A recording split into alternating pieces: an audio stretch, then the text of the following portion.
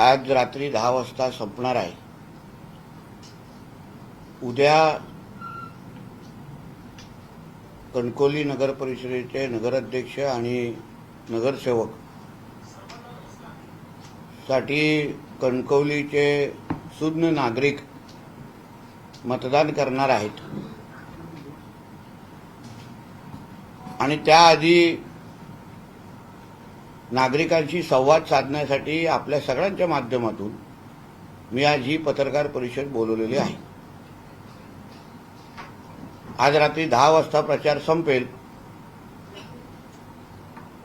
आणि त्या अगोदर या पूर्ण प्रचारामध्ये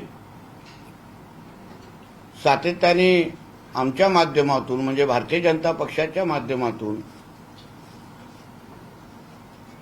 विकासाचा मुद्दा आम्ही पुढे करत आलेलो आहे। त्यावरच आम्ही निवडणूक लढवणार असं आम्ही स्पष्ट बोललेलो आहे आणि त्या पद्धतीने कृतीतून पण आम्ही दाखवून दिलेलं आहे। सातत्याने आमच्या विरोधात लढणारी शहर विकास आघाडी त्यांच्या वतीने आमच्यावर भ्रष्टाचार आणि भयमुक्त कणकवली आम्ही करू, भ्रष्टाचार मुक्त आणि भयमुक्त कणकवली आम्ही करू असं सातत्याने सांगितलं जात आहे। आणि म्हणून काही गोष्टी मतदारांपर्यंत पोहोचल्या पाहिजे, मतदारांना कळल्या पाहिजे, म्हणून ही पत्रकार परिषद मी बोलवलेली आहे। शहर विकास आघाडीचे जे काही नगराध्यक्षाचे उमेदवार आहेत संदेश पारकर हे सातत्याने बोलतायत की भ्रष्टाचार मुक्त कणकवली झाली पाहिजे आणि आमच्या सगळ्यांवर, माझ्यावर, समीर नलावडेजी यांच्या सगळ्यांवर आरोप सातत्याने ते करतायत। मी जसं त्यावेळी एका सुरुवातीच्या पत्रकार परिषदेमध्ये एका वाक्यात उल्लेख केलेला की 48 तासामध्ये नितेश राणे, समीर नलावडे आणि रवी चव्हाणजी भ्रष्टाचारी कसे झाले ह्याचं उत्तर कधीतरी संदेश पारकरनी दिलं पाहिजे। काही घटना ज्या कणकवलीकरांना कळल्या पाहिजे, कानावर गेल्या पाहिजे। निवडणुकीच्या 2-3 महिन्या अगोदरपासून जेव्हा कणकवलीची निवडणूक लागणार अशी कळली तेव्हा पहिल्यांदा रवी चव्हाणजींच्या फोनवर मी, संदेश पारकर आणि रवी चव्हाण एक दुसऱ्याशी बोललो आणि आमच्या दोघांची, माझ्या आणि रवी चव्हाणजींशी बोलत असताना आता मी थकलो आहे आणि तुम्ही मला भारतीय जनता पक्षामध्ये घ्या, उभाटाचं काय खरं नाही, दोन्ही सेनेचं काय खरं वाटत नाही असे स्वतः संदेश पारकर बोलले होते। आणि मग त्यानंतर मी लवकरच तुम्हाला दोघांना भेटतो असं आम्हाला सांगितलं गेलं आणि नंतर भेटल्यानंतर मला ते भेटायला आले मुंबईमध्ये आणि भेटल्यानंतर प्रवेशाची चर्चा सुरू केली आणि त्या चर्चेमध्ये मला तुम्ही 30 कोटी द्या आणि नगराध्यक्षाचा पद किंवा निवडणूक लढवायला द्या अशा पद्धतीची ऑफर मला दिली। मी त्यावर ऐकल्यानंतर मी 2 गोष्टी त्यांना सांगितल्या।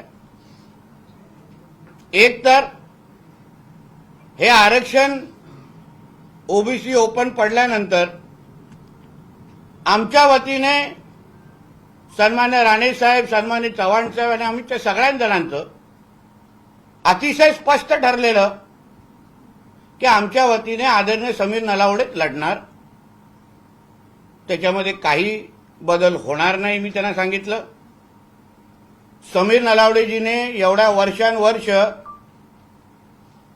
सन्मान्य राणे साहेबांकडे जी काय निष्ठा त्यांनी दाखवली की साहेबांबरोबर राहिले प्रामाणिक पद्धतीने, स्वतःच्या भविष्याचा विचार न करता. मला आठवतं 8 वर्ष अगोदर जेव्हा मी ही निवडणूक आम्ही लढवत होतो तेव्हा मी स्वतः काँग्रेसचा आमदार होतो. राणेसाहेब भारतीय जनता पक्षाचे राज्यसभेचे खासदार होते आणि आम्ही स्वाभिमान पक्षातून म्हणजे अक्षरशः इंडिपेंडेंट पॅनल स्वाभिमान पक्षाच्या वतीने आम्ही लढवण्यासाठी पुढे आलो. तेव्हा समीर नलावडेजीने कधीच माझं काय होणार, हा पक्ष नुसता रजिस्टर्ड आहे, इंडिपेंडेंट आहे, अपक्ष आहे, मी उभा राहिलो तो पडीन का, असा कुठलाच विचार केला नाही.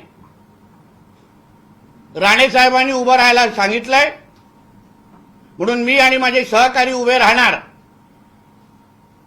डोळ्याला पट्टी बांधून हा राणे साहेबांचा सच्चा कार्यकर्ता, भारतीय जनता पक्षाचा सच्चा कार्यकर्ता तेव्हा उभा राहिला, खरा योद्धासारखा लढला आणि कणकवलीकरांनी त्याला आशीर्वाद दिला. तेव्हा भारतीय जनता पक्ष म्हणजे आदरणीय रवी चव्हाण साहेब आमच्या विरोधात होते, संदेश पारकर अधिकृत उमेदवार होते, शिवसेना तेव्हा एकत्र होती, तेव्हा सगळ्यांच्या विरोधात आम्ही लढलो आणि कणकवलीकरांनी आम्हाला आशीर्वाद दिला. पण त्याबद्दल कधीच समीर नलावडेंनी हो काही केलं नाही. कपबशी या चिन्हावर लढले आणि जिंकून पण आले. आणि 8 वर्ष राणे कुटुंबाच्या या पूर्ण प्रवासामध्ये 14 पासून ते आतापर्यंत एवढी वादळं आली,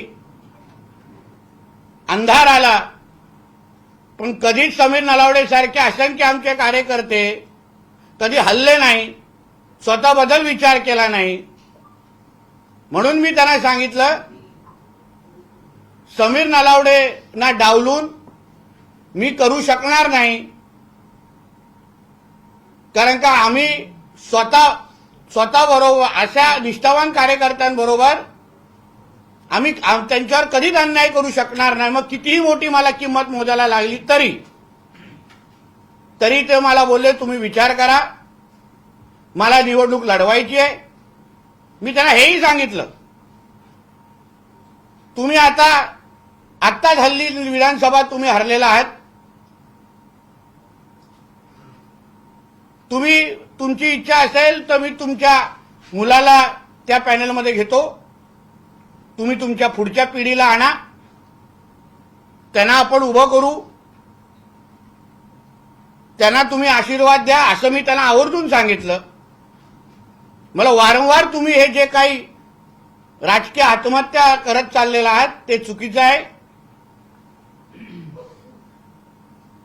पण तरीही त्यांनी मला सांगितलं तुम्ही विचार करा आणि ते तिथून निघून गेले. मग परत सातत्याने पैशाच्या संदर्भात कधी 30 कोटी द्या, कधी 25 द्या, मग तेवढी तुमच्या खात्यातली कामं देता का? मग तेव्हा नितेश राणे भ्रष्टाचारी नव्हता का? आणि 30 कोटी आणि तुम्हाला कणकवली नगर परिषदेचा नगराध्यक्ष मी लढवायला दिलं असतं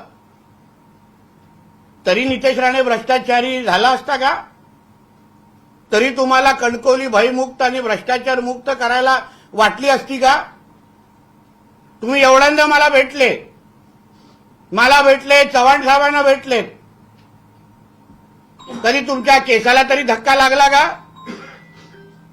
मग कुठल्या अर्थाने भयमुक्त हा कणकवली तुम्ही करणार बोलताय? तुम्हाला 30 कोटी मागण्याच्या बाबतीमध्ये कधी ही चूक तुम्ही केली नाही, पण आता गावभर फिरून शहरभर फिरून आपण सांगतात की हे भ्रष्टाचार करतायत.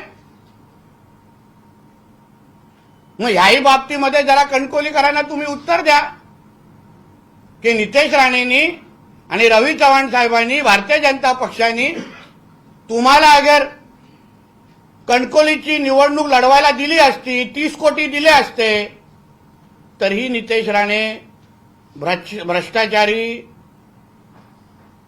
झाला असता का? ह्याचं उत्तर कणकवलीकरांना तुम्ही दिलंच पाहिजे. मी काहीच बोलत नव्हतो, पण वारंवार आरोप जे होत आहेत, खोटं बोललं जात आहे, जनतेला फसवलं जात आहे, तुमच्या आजूबाजूला जे लोक बसलेले आहेत त्या कार्यकर्त्यांना तुम्ही फसवताय. फक्त स्वतःचा स्वार्थ विचार करायचा. मी तुमच्या मुलाला लढवायला सांगितलेलं, तुमच्या भावाबद्दल तुमच्याशी बोललेलो, तरी तुम्ही तेव्हा त्यांच्याबद्दल विचार केला नाही. विधानसभेला सांगितलं माझी शेवटची निवडणूक, सांगितलं होतं की नाही? तिन्ही तालुक्यामध्ये फिरून काय बोलत होते? माझी शेवटची निवडणूक. नगरपालिका नगर परिषद आली, माझी शेवटची निवडणूक. म्हणजे नेमकं शेवटची निवडणूक कुठली ही कधीतरी जनतेला सांगा. कुठली मोजायची आम्ही शेवटची निवडणूक? मोपाच्या जे प्रायव्हेट फ्लाईटचं जे काही विमानतळ आहे त्याच्या गाडीमध्ये काय काय झालेलं? समीर नलावडेंबरोबर कितींदा तुम्ही बसलेलात? सांगू मी त्यांच्या वतीने? तोंड उघडू? मग हेच समीर नलावडे तुम्हाला वाईट वाटले नाही? मग हेच समीर नलावडे तुम्हाला भ्रष्टाचारी वाटले नाही? मला जे पटलं नाही त्याच्यावर मी भूमिका घेतली आणि म्हणून ती शहर विकास आघाडी जन्माला आलेली आहे. ती काय लोकांसाठी जन्माला आलेली नाही, कणकवलीकरांसाठी जन्माला आलेली नाही. तुम्हाला तुमचे 30 कोटी भेटले नाही, तुम्हाला तुमचं पद मिळालं नाही, म्हणून शहर विकास आघाडी जन्माला घातली. म्हणून नितेश राणे, समीर नलावडे यांच्याबरोबर तुम्ही कितींदा बैठका घेतल्या, कुठे कुठे बैठका घेतल्या, त्याच्याबद्दल मला बोलायला लागेल. मोपाच्या बाहेर निवडणूक एअरपोर्टच्या इथे गाडीमध्ये मी तुमच्या आणि रवी चव्हाण साहेबांबद्दल बरोबर काय काय झालं, तुम्ही समीर नलावडेजींचं कसं कौतुक करत होता. नाही नितेशजी, तुम्हाला तुमच्या कार्यकर्त्यांना डावलता येणार नाही हे तुम्ही वारंवार बोलत होता. मला कसंही करून ही निवडणूक नगराध्यक्षाची लढवायची आहे, मग किमान एवढे तरी मला द्या. त्या सगळ्या ऑफर अगर नितेश राणेंनी ऐकल्या असत्या तर आजची ही निवडणूक किंवा आजची ही शहर विकास आघाडी जे सांगितलंय लोकांसाठी केली गेली आहे, कणकवलीकरांसाठी केली गेली आहे. मला कळत नाही, कणकवलीकर दिसतच नाहीयेत कुठे फॉर्म भरण्यासाठी. शहर विकास आघाडीचं राजकीय नेते तिथे दिसले मला. कुठे दिसले व्यापारी समाजाचे लोक, कुठे दिसले कणकवलीकर उत्स्फूर्त पद्धतीने म्हणे ह्यांच्या विरोधात उद्रेक आहेत. कुठे उद्रेक? काय केलं आम्ही अशा लोकांसाठी? काय लोकांच्या विरोधात विकास करणं, लोकांसाठी अडीअडचणीसाठी धावून येणं, 24 तास लोकांसाठी राबणं, कोविडच्या काळात स्वतःची आयुष्याची चिंता न करता, जीवाची चिंता न करता. विचारा आमच्या समीरला किती मेहनत त्या लोकांनी, ह्या लोकांनी दिवस रात्र आमच्या लोकांनी केलंय. तेव्हा कुठे होते हे लोक? कुठला पीपीई किट घालून फिरत होते जे आम्हाला दिसले नाहीत? कुठलं तोंड लपवून बसलेले? आणि आता कणकवलीकर फिरून त्यांच्या पॅनलच्या उमेदवारांनी हे माझं ऐकून घ्यावं मुद्दामून. माझे पत्रकार परिषद ऐकतात हे मला माहिती आहे. सगळे एक दुसऱ्याला मांडीला मांडी लावून बसले आहेत, एक दुसऱ्याकडे बघतायत हेही मला माहिती आहे. 5 वाजता पत्रकार परिषद बोलवली आहे ना, मग ह्याचं उत्तर द्या की 2 दिवसापासून तुमच्या पॅनलच्या खालच्या उमेदवारांसाठी तुम्ही मतदान का मागत नाही आहे? फक्त एकच मतदान द्या, ते पण वरती. हे का सांगताय लोकांना? नगराध्यक्षासाठीच फक्त का मतदान मागताय? खालची लोक, जे पॅनलची लोक, ही तुमच्या जीवावरती शहर विकास आघाडी केली आहे ना. मग संदेश पारकर हे नुसतं फक्त स्वतःसाठी का मतदान मागताय? का खालती मतदान मागत नाहीये? ह्याचं उत्तर त्यांनी आमच्या अगोदर पॅनलच्या खालच्या लोकांना द्यावं. त्यांना उगाच त्यांचा बळीचा बकरा करून टाकलेला आहे. आम्हाला शहर विकास आघाडीबद्दल काही हरकत नव्हती. मी पहिल्या दिवसापासून काही बोललो नाही. आमचा विषयच नाही तो ना. शहर विकास आघाडी करायची करा. पण तुम्ही शिंदे सेनेला बरोबर घेतलाय, उभाटाला बरोबर घेतलाय, काँग्रेसला बरोबर घेतलाय आणि आता त्यांना मतदानच मागत नाहीये त्यांच्यासाठी. शिंदे सेनेबद्दल आम्हाला काही हरकत नाही. निलेशजी ह्या त्या पक्षाचे नेते आहेत. त्यांनी प्रचार कुठे करावा, काय करावा हा पूर्ण त्यांचा विषय आहे. पण अगर आपल्या युतीतली चर्चा अगर कुठे फिसकटली, कमी झाली, पूर्ण झाली नाही, तर मग धनुष्यबाणवर अगर सगळ्याचे सगळे उमेदवार 17चे 17 उमेदवार उभे केले असते ना, तर निश्चित पद्धतीने आम्हाला वाईट वाटलं नसतं. निलेशजींबरोबर आमचं भावनिक नातं आहे. ह्या सगळ्या जणांनी माझ्या अगोदर, मी तर 14ला कदा राजकारणात आलो, निलेशजी 2009ला खासदार झालेले, तेव्हा समीर नलावडेजी, हे आमचे गोट्या सावंतजी, हे सगळे माझे आमचे कार्यकर्ते, हे त्यांच्याबरोबर जुडून काम करणारे कार्यकर्ते होते. मग युथ काँग्रेसमध्ये काम केलेलं होतं. तेवढाच भावनिक विषय निलेश साहेबांबद्दल आमचा आहे. मी आताही बोलतो, त्यांचा वापर केला जातोय, त्यांना पुढे केला जात आहे. अरे सरळ सरळ उद्धव ठाकरेला फाट्यावर मारताय तुम्ही. तुम्ही राजीनामाचं पत्र दाखवा चला मला. एक तरी माझ्या पत्रकार मित्रांनी त्यांना सांगावं, तुम्ही शहर जिल्हा प्रमुख शिवसेना उद्धव बाळासाहेब ठाकरे ह्याचा राजीनामाचं पत्र दाखवा. काही अर्थ तुम्ही.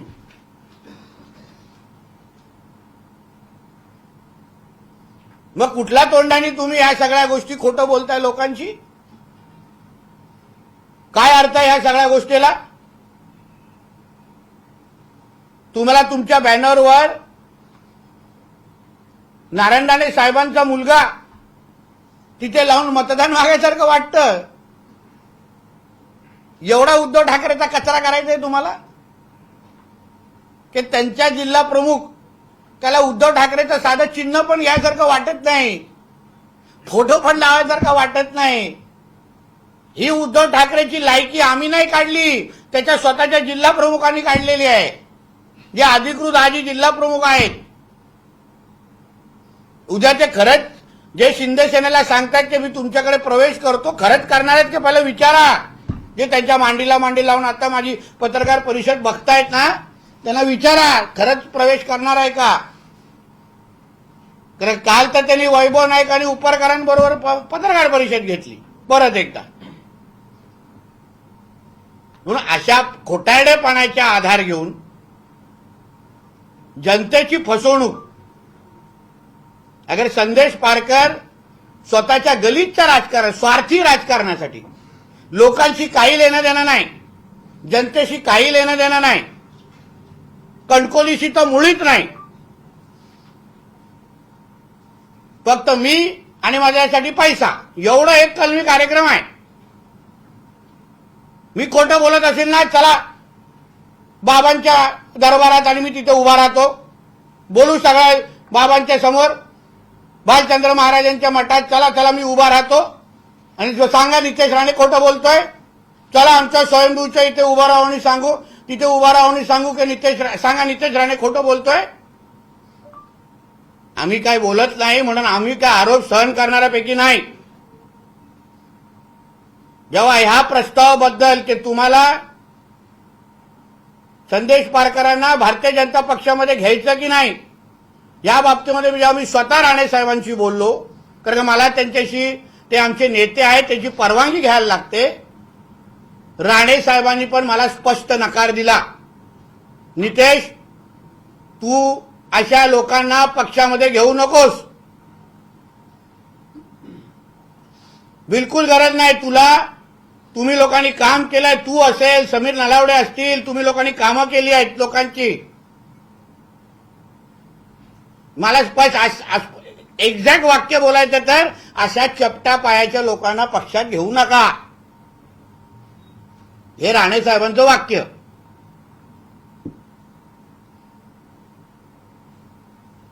आणि म्हणून आम्ही साहेबांचा शब्द ऐकला. त्या दिवसापासून मी दरवाजे माझे बंद केले की मी नाही करणार. साहेबांची इच्छा नाही ना तर मी नाही भारतीय जनता पक्षामध्ये घेणार. मी नाही समीर नलावडेंसारख्या माझ्या निष्ठावान कार्यकर्त्यांवर अन्याय करणार. मग कितीही मोठी किंमत मला मोजून दे, कितीही मोठीची किंमत मला ह्या माझ्या खंद्या कार्यकर्त्यांच्याच जोरावर 2014ला जे काय आम्हाला नुकसान झालं 14 ते 24 मध्ये पर्यंत ह्याच सगळ्या माझ्या निष्ठावान कार्यकर्त्यांच्या खांद्यावर मी परत एकदा राणेसाहेब आणि भारतीय जनता पक्षाची ताकद आम्ही इथे वाढून दाखवली की आज राणेसाहेब खासदार आहेत, मी भारतीय जनता पक्षाचा आमदार आहे. निलेशजी दुसऱ्या पक्षात आले असले तरी पण निलेशजी निवडून आले. जे राणेसाहेबांचं वलय वजन ते आदरणीय देवेंद्र फडणवीस साहेबांच्या आशीर्वादामुळे, रवी चव्हाण साहेबांच्या आशीर्वादामुळे आम्ही परत उभं केलं या सगळ्या कार्यकर्त्यांच्याच जोरावर. म्हणून मी ह्या कार्यकर्त्यांच्यासाठी कितीही मोठी किंमत मोजायला लागेल, कितीही माझ्यावर टीका करते, सगळे सगळे एकत्र आलेत माझ्या विरोधात, सगळे विरोधात आलेत माझ्या विरोधात. का? कारण का मी काम करतो. मी लोकांसाठी पालकमंत्री म्हणून गेल्या 11 महिन्यामध्ये कुठल्याही पद्धतीची तडजोड केली नाही, विकास करून दाखवला 11 महिन्यामध्ये. म्हणूनच तुम्हाला माझ्या पक्षात यासारखं वाटलं ना हो संदेश पारकर. पण पक्षामध्ये येत असताना कधी माझ्या 5 कार्यकर्त्यांना नितेशजी उभं करा, एमएमबी मध्ये नोकरी द्या असं सांगितलं नाही, त्यांना उद्योगधंदे उभे करून द्या असे सांगितलं नाही. मला तुम्ही काय देताय, मला हा आकडा द्या आणि मला हे पद द्या, मी लगेच येतो असा सांगणारा व्यक्ती भ्रष्टाचार मुक्तची भाषा करतो. उलटा आम्ही स्वच्छ राहण्याची भूमिका घेतली आणि म्हणूनच आज ही निवडणुकीमध्ये सगळेचे सगळे आमच्या विरोधात गेले असले तरी, नितेश राणेच्या विरोधात सगळे गेले असले तरी मला माझ्या कणकोलीकरांची साथ आहे, आशीर्वाद आहे. माझ्या कणकोलीकरांना माहिती आहे त्यांचा नितेश राणे हा चुकलेला नाही. दिवस रात्र मेहनत करतो. जगाच्या पाठीवर महाराष्ट्रात कुठेही असला तर कणकोलीकरांना जेव्हा जेव्हा माझी गरज आहे तेव्हा तेव्हा मी तिथे येऊन उभा राहतो. माझं नातं हे फक्त निवडणुकीपुरतं नाही आहे. मी आज घराघरामध्ये जाऊन जेव्हा बसतो तेव्हा मला प्रचार पण करायला लागत नाही, कारण का मी 365 दिवस 24 तास या लोकांच्या संपर्कात राहणारा एक कार्यकर्ता आणि लोकप्रतिनिधी आहे. तुमच्यासारखे डील करणारा माणूस नाही आहे, खोटं बोलणारा माणूस नाही. हिंमत असती तर करायचं ना उभाटाचं पॅनल उभं, मशाल चिन्हावर उभं राहायचं ना. उद्धव ठाकरेवर विश्वास नाही, हिंमत असती तर दाखवायचं उभं राहून. सांगा तुमच्या आजूबाजूच्या आता सहकार्यांना जे तुमच्याबरोबर माझे हे पत्रकार परिषद बघताय, एकट्यासाठी 30 कोटी मागितलेले की त्यांना पण वाटून देणार होता, सांगितलं होतं त्यांना. आणि म्हणून मी परत एकदा तुम्हाला सांगतो, मी अतिशय स्पष्ट भूमिके घेऊन आम्ही उद्याचं मतदान लोकांकडे मागायला जातोय. कणकोलीकरांना मी एवढीच साथ देतो, मागतो, एवढाच आशीर्वाद मागतो की आज तुमचा आमदार, तुमचा नितेश राणे, तुमचा समीर नलावडे त्यांनी तुमच्यासाठी आंदोलनं केली, तुमच्यासाठी मेहनत केली. कुठल्याही जीवाची पर्वा न करता माझ्या कणकोलीकरांसाठी दिवस रात्र आम्ही राबतोय, मेहनत करतोय. कारण का कणकोलींनी आम्हाला खूप दिलेला आहे. राणे कुटुंबाची ती ओळखच कणकोली आहे. सिंधुदुर्ग कुठे? कणकोलीमध्ये. राणे कुटुंब कुठलं? कणकवली.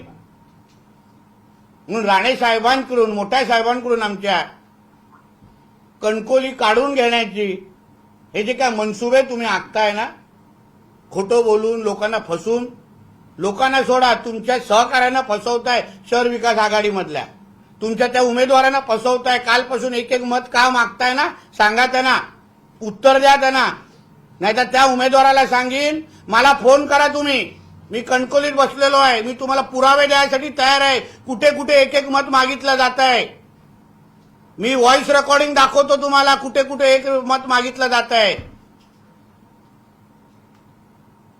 म्हणून एक लक्षात ठेवा, मला कणकवलीची सेवा करायची आहे. आज जिल्ह्याचा पालकमंत्री म्हणून, आज एक कॅबिनेट मंत्री म्हणून माझ्या शहर एक आदर्श शहर तयार झालं पाहिजे. यासाठीच मी आदरणीय समीर नलावडेजींना आम्ही नगराध्यक्ष म्हणून उभं केलेलं आहे. आणि माझे सगळ्याचे 17 उमेदवार हे माझ्या कणकवलीच्या सेवेसाठी, विकासाची जबाबदारी गॅरंटी नितेश राणेची आहे.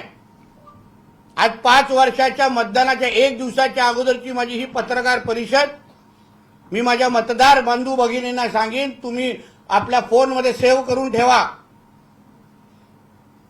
ही माझी पत्रकार परिषद नाही, तुम्हाला ऍफिडेव्हिट आहे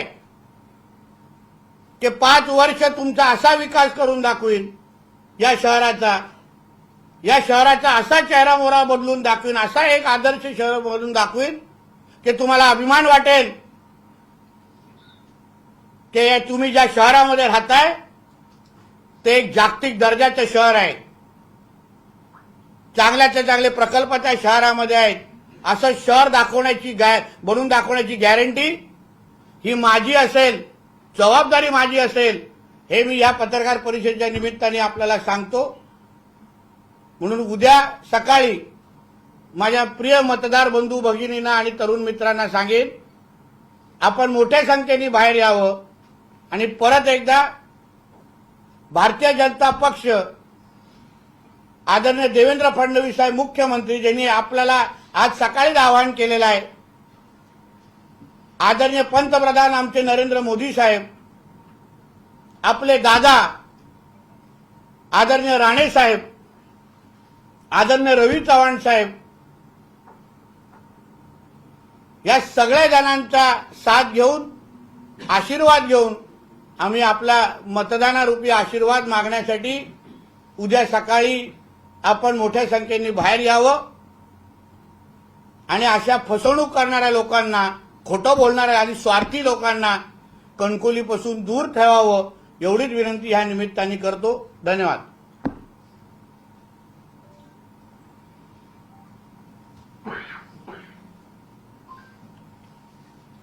बोला.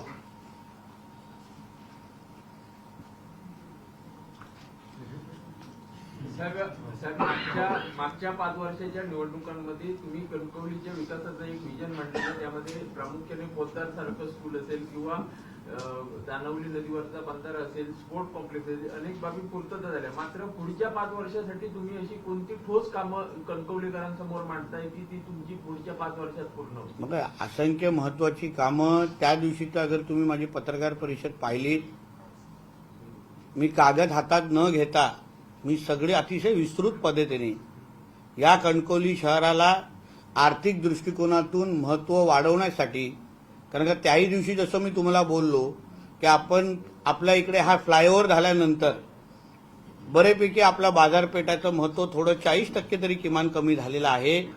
आणि त्यामुळे आमच्या ह्या कणकवली शहरामध्ये लोक थांबली पाहिजे, लोकांनी बाजारपेठ फिरलं पाहिजे.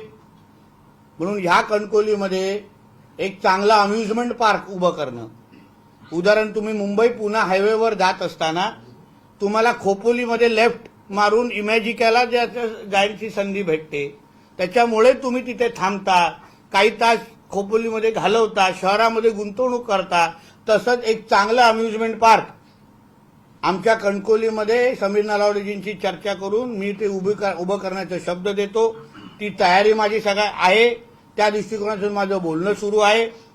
फ्लायओव्हरच्या खालती जे काही सुशोभीकरण आम्हाला करायचं आहे, एक चांगलं भाजी मार्केट आणि अतिशय चांगलं पार्किंगची सुविधा, ड्रेनेजची सुविधा, या सगळ्या सुविधा मी तुम्हाला परत सांगतो, ही सुवर्ण संधी का आहे? कारण का आज कणकवली देवगड वैभववाडीचा आमदार हा पालकमंत्री आहे आणि कॅबिनेट मंत्री आहे. मी वारंवार सांगतोय, निधी आणण्याची सगळी ताकद आणि क्षमता ही माझ्यामध्ये आहे. राज्य सरकार म्हणून राज्याचे प्रमुख आदरणीय देवेंद्र फडणवीस साहेब आहेत, मुख्यमंत्री आहेत. माझ्या घरात मुख्यमंत्री राहिलेले आहेत. मला माहिती आहे की राज्य सरकारची प्रत्येक फाईलची शेवटची सही ही आदरणीय मुख्यमंत्र्यांची असते. मग ते नगरविकास खातं असो किंवा अर्थ खातं असो. कालच आदरणीय दादा अजितदादा पवारनी आपल्या स्वतःच्या भाषणामध्ये उल्लेख केलाय की मी अर्थमंत्री असलो तरी प्रत्येक फाईलवर अंतिम सही ही मुख्यमंत्र्यांची असते, अर्थमंत्री, फायनान्स मिनिस्टर. आणि म्हणून निधी आणण्याची जबाबदारी ही जशी आज देवेंद्र फडणवीस साहेबांनी समीरला समर्थन देऊन पाठिंबा देऊन जशी केलेली आहे,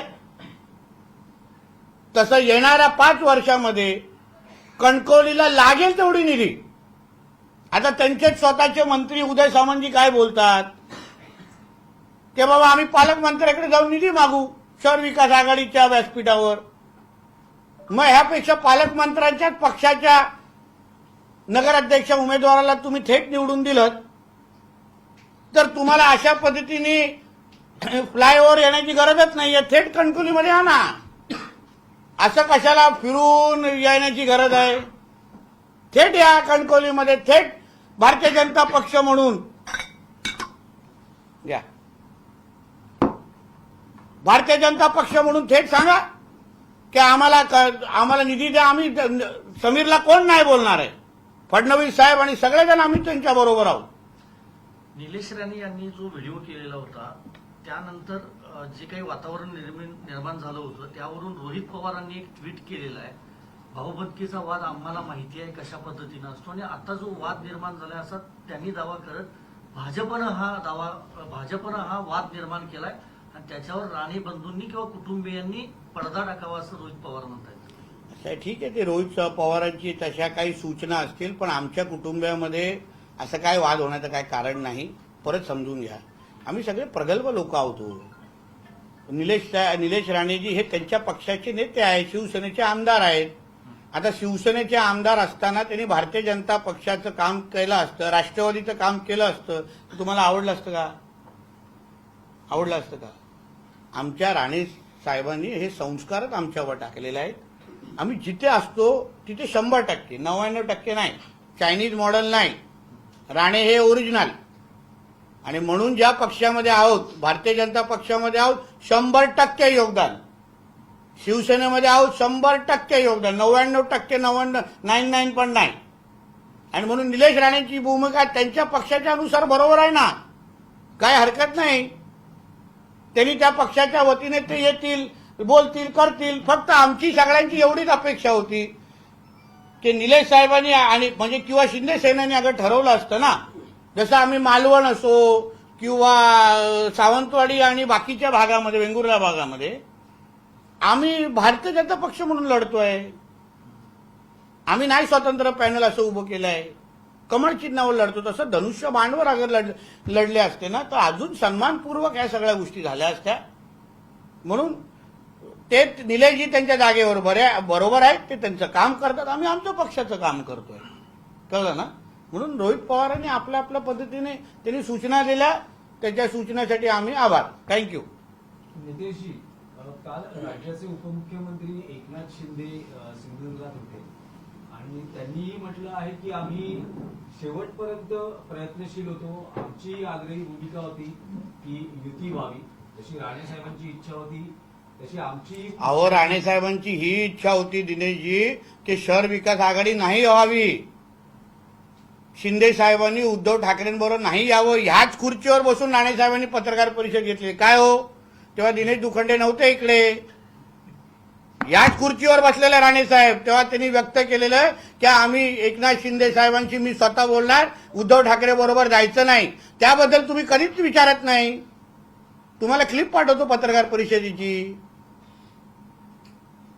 म्हणून आता निवडणुकीच्या मतदानाच्या 1 दिवसापर्यंत पण युती का झाली नाही? काय च्युइंगम निघत नाही की काय? च्युइंगम निघत नाही की काय? उद्या मतदान आहे.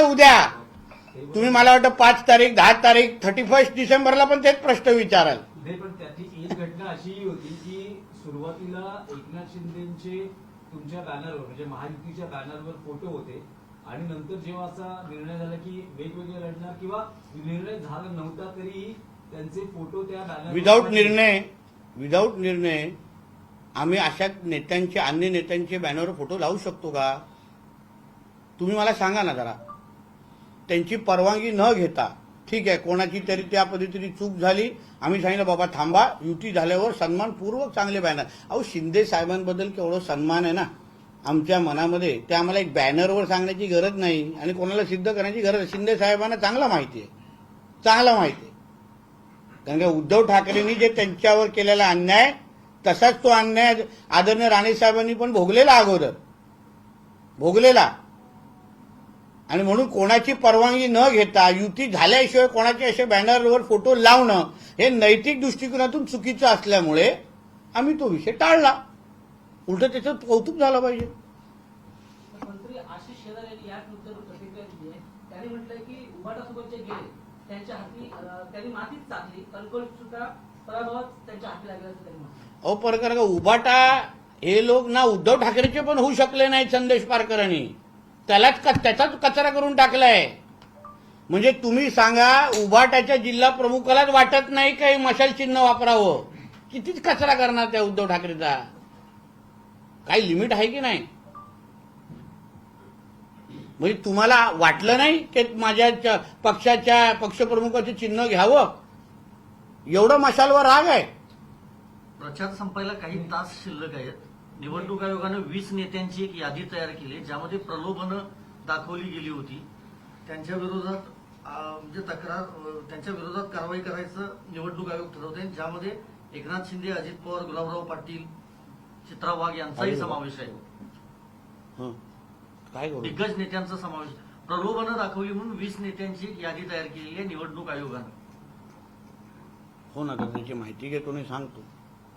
तू फोन जिथे ठेवला तिथे तसं ठेवू नको, चुकीच्या पद्धतीने वाटतंय.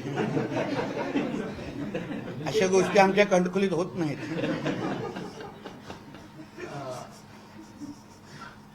जी आणखी एक विषय होता की आपले बंधू निलेश राणे यांनी असं म्हटलं आहे, एक गौप्यस्फोट केला आहे की ते आमदार म्हणून निवडून आले त्यानंतर रवींद्र चव्हाणांनी गेल्या काही दिवसांमध्ये त्यांना भाजपमध्ये येण्याची वारंवार ऑफर दिली आहे आणि आपण कधी एकनाथ शिंदेना सोडणार मला नाही. असं वाटतं हा प्रश्न आहे ना तुम्ही सन्मान्य चव्हाण साहेबांना विचारा. खरंच चव्हाण त्यांनी कोणाच्या बद्दल बोललेत? चव्हाण साहेबांबद्दल बोललेत की नाही? तर मी आपल्याला विनंती करतो, निलेश साहेबांचा आणि त्यांच्यामध्ये असा काही डायलॉग झाला असेल. आता माझ्या आणि संदेश पारकरच्या मधला डायलॉग सांगितला का नाही तुम्हाला? पण त्यांच्या आणि रवी चव्हाण साहेबांमध्ये काय डायलॉग झाला मी कसं सांगू शकतो? उगाच चुकीची कुठली माहिती देण्यापेक्षा जे 2 जबाबदार नेते आहेत, निलेशजी पण जबाबदार आहेत, चव्हाण साहेब पण जबाबदार, त्यांना विचारा ना. मी सांगू शकतो संदेश पारकरांनी कसे 30 कोटी माझ्याकडे मागितले, ती माझी जबाबदारी. पण त्याबद्दल मी त्यांच्या दोघांबद्दल नाही सांगू पण शकतो. प्रामुख्यानं राग रवी चव्हाण यांच्यावरच दिसतोय. हा, प्रामुख्यानं राग रवींद्र 3 चव्हाण तारखेनंतर उत्तर देऊ ना या सगळ्या गोष्टीचा. आम्हाला ही निवडणूक जरा आमच्या मतदारांसाठी काढून दे ना. कोणाला काय पडलं नसेल मतदारांचं ना, तर आम्हाला आमच्या मतदारच आमचे केंद्रबिंदू आहे. उद्याचा मतदान करत असताना युती का झाली नाही, रवी चव्हाणवर राग आहेत का, ह्या विचार करून मतदान नाही करणार कोण. मला 18 प्रकारचे नागरी सुविधा भारतीय जनता पक्ष देऊ शकेल का? हो देणार. चला कमळला मतदान. ह्यासाठी उद्याचं मतदान आहे. रवी चव्हाणवर राग आहे की नाही, दाबा ईव्हीएमचं बटन. तर कणकवली शहर विकास आघाडीने काही दिवसांपूर्वी घेतलेल्या पत्रकार परिषदेमध्ये कणकवली शहराची ब्ल्यूप्रिंट ही जाहीर करणार असल्याचं सांगितलेलं, मात्र ती अद्याप जाहीर केली गेली नाही किंवा कणकवलीच्या विकासाचा मास्टर प्लॅन मांडणार लोकांसमोर असं सांगितलं होतं. आज प्रचाराचा शेवटचा दिवस आहे, अद्यापपर्यंत ही मास्टर त्यांचा जो प्लॅन होता विकासाचा तो आलेला नाही. अहो कसा दाखवणार मास्टर प्लॅन, जेव्हा आज त्यांचे नगराध्यक्षाचे उमेदवार अगर स्वतःसाठी मत मागत असतील तर बाकीच्या लोकांना त्यांनी बुडवलंच आहे ना. बिचारे बाकीचे उमेदवार करणार काय 17 आणि कसली ब्लूप्रिंट, कसं दाखवणार ब्लूप्रिंट? काहीतरी शहराच्या विकासासंदर्भात असलं पाहिजे ना. जो माणूस स्वतःसाठी पैसे मागतोय तो कसली ब्लूप्रिंट दाखवणार तुम्हाला. आता पुढचे सांगायला घेऊ नका. बायका पोरं माझी पत्रकार परिषद बघतात. काय बोलता तुम्ही. तुम्ही ब्लूप्रिंट, विकासाची ब्लूप्रिंट आणि संदेश पारकरचा काय संबंध, काय संबंध हे सांगा तरी. इथे किती कणकोलीकर आहे. पण भयमुक्ती बरोबर आर्थिक प्रलोभनही दाखवले जातात असंही त्यांनी आमच्याकडून उलट आम्ही झुकलो नाही. आमचं कौतुक करायला पाहिजे. मी माझी भूमिका स्पष्ट केली. मी देणार नाही, मी अशी करणार. तर संदेश पारकर इथे बाजूला बसला असता समीर नलावडेच्या जागी. अगर हो बोललो असतो आणि त्याला पद दिलं असतं तर बाजूला असता. नितेश राणे किती चांगला आहे असं करत. विचार असा हलतो की नाही. मग साहेब सातत्याने 15 आई शपथ कमर दुखायला लागली.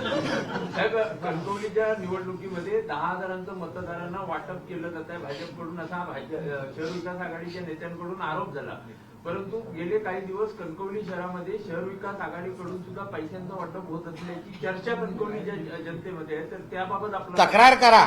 मी आपल्याला विनंती करतो, कोणी असे पैसे वाटत असतील त्याबद्दल तक्रार करा ना राज्य निवडणूक आयोगकडे.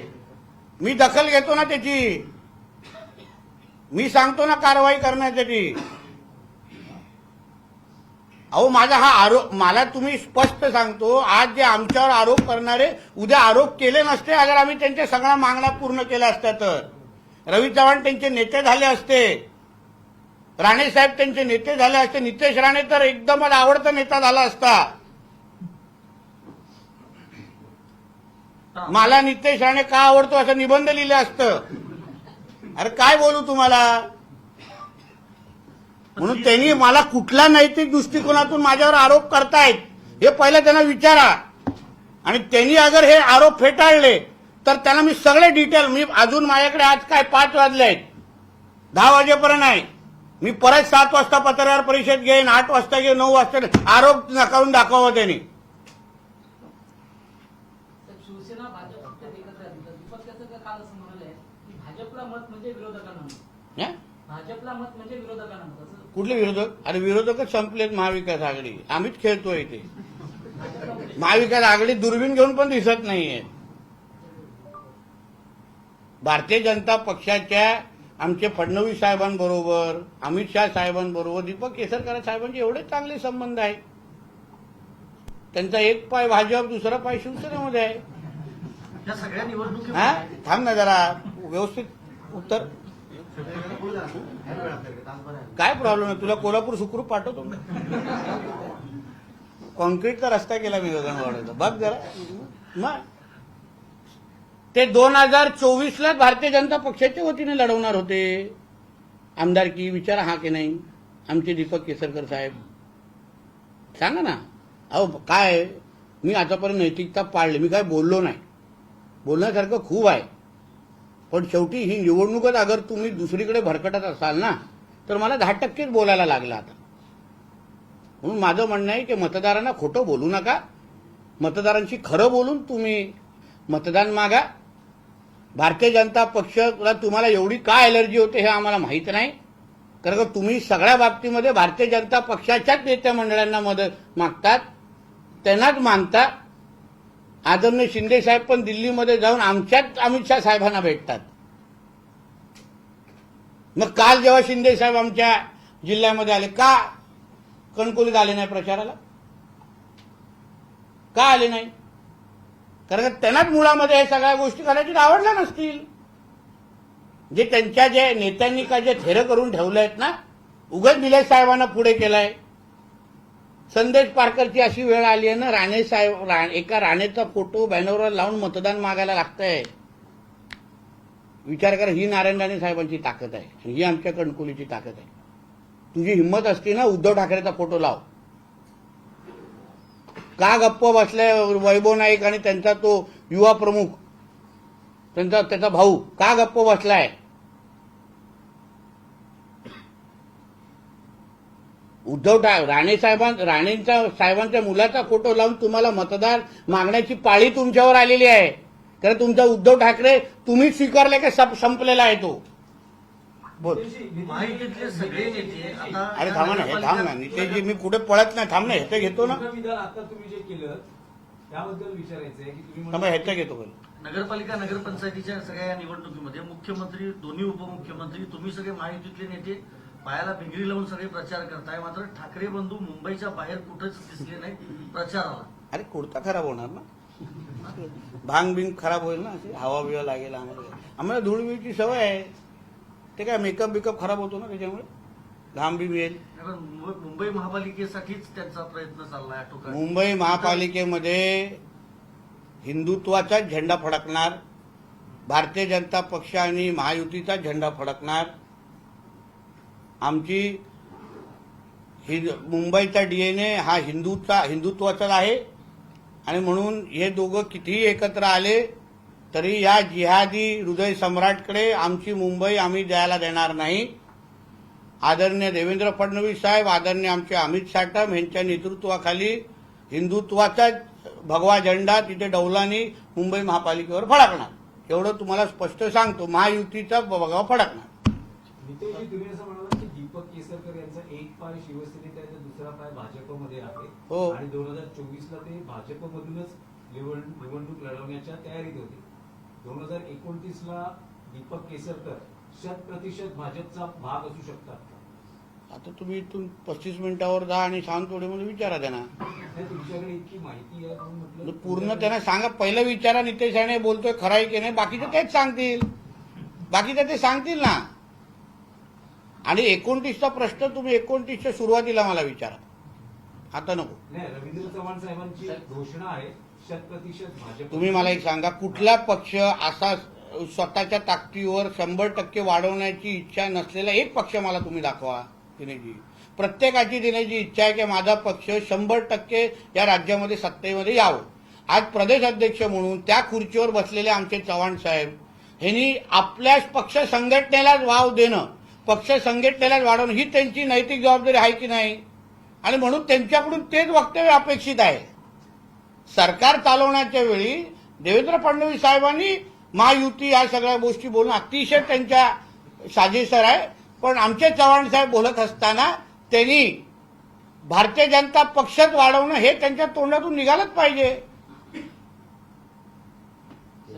शहर विकास आघाडीच्या दोन्ही प्रचारात नाही, बॅनरवर नाही, मात्र काल पत्रकार परिषद घेऊन दोन्ही माजी आमदारांनी थेट आवाहन केले मतदारांना की भ्रष्टाचार मुक्त करण्यासाठी कणकवली नगरपंचायत संदेश पारकरांना निवडून द्या. म्हणून आता हे पत्र तुम्ही इथून तिथेच जाणार आहेत ना, विचारा त्यांना. नितेश राणे बोलतोय की तुम्हाला न विचारता 30 कोटी मागितले आहेत. आजूबाजूचे विचारतील अरे आमचं काय, त्याच्यातलेच आहेत ते, त्याच्यातलेच आहे. म्हणून ह्या लोकांना काही अर्थ नाही. आम्हाला विकासाच्या आधारे आज निधी आणण्याची क्षमता कोणामध्ये आहे हो, मुख्यमंत्री कोणाचा आहे हो. म्हणून अगर या राज्यामध्ये सबकुचच अगर देवाभाऊ असेल तर दुसऱ्याकडे जाण्याची गरज काय आपल्याला, दुसऱ्याकडे मतदान करण्याची गरजच नाही मतदार बंधू भगिनींना.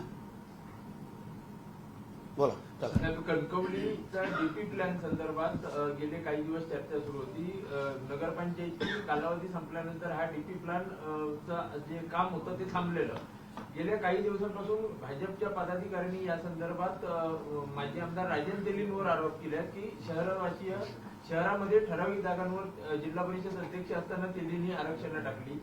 येत्या काळात तुमची सत्ता आल्यावर त्याची डीपी प्लॅन संदर्भात आरक्षणाबाबत आपली काय भूमिका? बघा, डीपी प्लॅनच्या माध्यमातून शहराचं पुढच्या 25 वर्षाचं नियोजन करायचं असतं. म्हणून डीपी प्लॅन बनवत असताना अतिशय विचारपूर्वक, ह्याच्यामध्ये कोणीच राजकारण कुठल्या पद्धतीचे आणू नये असं मताचा मी. राजकारण ह्याचा काही संबंध नाही. जे शहराला लागत असणाऱ्या ज्या ज्या फॅसिलिटीज आहेत, ज्या सुविधा आहेत, त्या सगळ्या देण्यासाठी अतिशय चांगलं नियोजन केलं जाईल.